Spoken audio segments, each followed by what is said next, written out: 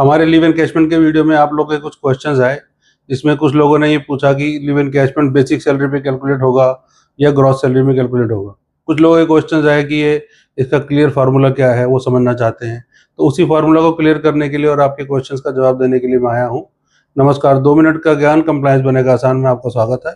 इसमें मैं आपको ये बताना चाहता हूँ कि लीव एनकैशमेंट को कैलकुलेट करने के लिए आपको पहले जानना होगा कि वेजेस क्या होती है। तो वेजेस जो Delhi shop and establishment act में बताई गई है, उसमें लिखा है कि wages shall be defined as per the minimum wages act. तो मिनिमम वेजेस एक्ट जो है आज की डेट में रिपील हो चुका है under the code on wages 2019।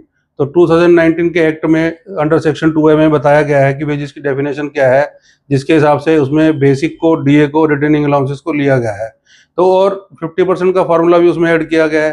तो आपको सिर्फ 2Y सेक्शन के हिसाब से वेजेस को लेना है जो कोड ऑन वेजेस में दी गई है। तो वेजेस का आप समझ गए कि कौन सी है, ना बेसिक है ना ग्रॉस है, वो wages under the code on wages है।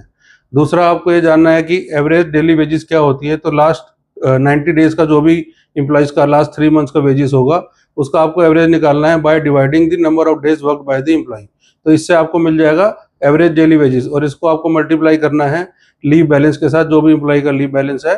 सपोज एम्प्लॉय ने लास्ट 3 मंथ्स में काम किया है 70 डेज, तो जो भी 70 डेज की वेजेस है उसको डिवाइड करना है आपको 70 से। तो उससे आपका आएगा एवरेज डेली वेजेस, और एवरेज डेली वेजेस को आपको मल्टीप्लाई करना है नंबर ऑफ लीव बैलेंस से।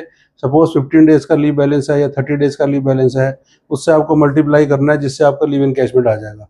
तो इसके हिसाब से आपका अब दोनों चीज़ें आपकी क्लैरिफाई हो गई हैं कि आपको ना बेसिक सैलरी पे कैलकुलेट करना है ना ग्रॉस पे, आपको वेजेस पे कैलकुलेट करना है जो कोड ऑन वेजेस में दी गई है।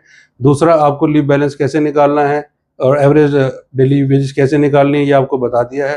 इसमें एक बहुत ही ज़रूरी बात जानने वाली ये है कि आपको वो 26 से भी डिवाइड नहीं करना है ग्रॉस वेजेस को या बेसिक वेजेस को, ना ही आपको 30 से डिवाइड करना है। आपको वो एवरेज डेली वेजेस को मल्टीप्लाई करना है लीव बैलेंस से, उससे आपका लीव एनकैशमेंट निकलेगा।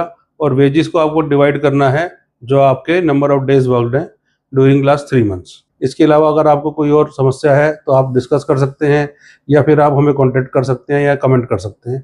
Thank you.